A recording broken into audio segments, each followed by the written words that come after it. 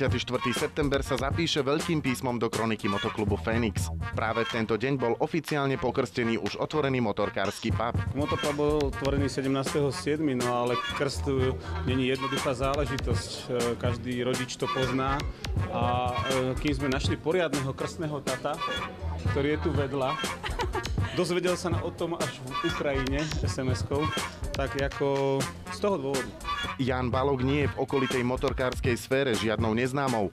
Spolupodielal sa na príprave mnohých zaujímavých podujatí, či už ako sponzor alebo organizátor. Takisto je riadnym členom motoklubu Fénix. Je to pre mňa česť, že som mohol byť krstným otcom, že som bol vybratý za krstného otca tohto motorkárskeho pubu, kde sa vlastne motorkári môžu teraz stretávať kedykoľvek, v zime, v lete a vlastne aj chalani z nitranského klubu Fénix, ktorí tu mávajú aj stretnutia. Na krste sa objavilo veľa známych ľudí, ktorých už poznáte aj z predchádzajúcich vydaní relácie Svet rýchlych kolies. O zábavu sa staral DJ Tóno, ktorý každému návštevníkovi uštedril veľkú porciu spečeného prasiatka. A potom sa už len hodovalo a hodovalo. Som veľmi rada, že už sme oficiálne otvorili, oficiálne pokrstili a týmto by som chcela všetkých pozvať, klientelu, či motorkársku alebo nemotorkársku, aby k nám chodili. Dúfam, že sa budú cítiť veľmi dobre a tešíme sa na nich.